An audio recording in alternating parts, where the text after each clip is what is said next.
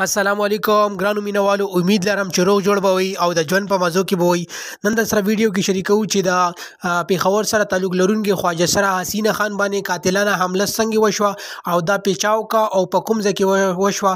مکمل معلومات در سره په دې ویډیو کې شریکو. زموږ ویډیو در سره پوره وګورئ چې مکمل معلومات نه ځان خبر کړئ. زموږ چینل هم در سره سبسکرایب چې زموږ کومه نوې ویډیو راځي چې هغه تاسو ته زر تر زر دررسي او بیل آیکن هم ور سره دباو کړئ چې تاسو ته د تازه خبر نه زر تر زر ځان پوي او تاسو زر تر زر تر خبري نوي تازه خبر په سوشل میډیا چلیدو چې حسینه خان کوم خواجه سره د پیښور سره تعلق لرونکي په د باندې قاتلانه حمله وشوه چې هغه پرون پروګرام ته روانو او د سره نور خواجه سره هم او قاتلانه حمله سره په د وشوه او دا پکې ډیر زیات زخمی شو چې زخمی حالت کې بیا پیښور هسپتال لیډریډنګ تراوړو او هغه کې علاج شروع دي. حسینه خان چې کوم خواجه سره د په د باندې دوه ډزه شوي چې کوم کې دا دوه ډزه په خپل کېدلې او په ما حالت کې به د هسپتال تراوړو او نورو د مرګرو دا وینا کوله چې دوه کسانو او بوزي وهلي وي او هغه مو باندې قاتلانه حمله وکړه. پهله مونږ ودرول، مونږ ته وی چې تاسو مونږ له پیسې راکړئ خو مونږ نه ورکولې.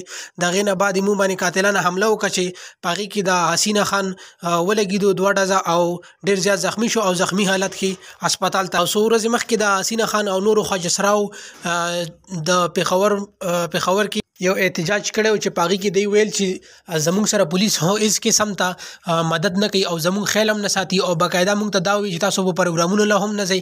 نو حکومت نه زموږ دا درخواست چې آیا موږ ته د پیسې وظیفه راکړي چې آیا موږ په کورونو کې کینو که موږ ته حکومت هم سره راکړي او پولیس هم موږ د منې کوي چې موږ به هیڅ کار هم نه کوو نو موږ به اخر څه خورو. زموږ د ډیرو پیسې دي او زموږ کورونو ته هم نشو تلل ځکه چې موږ کورونو کې نه پریدي. نو ټول د حسینه خان خبرې وي.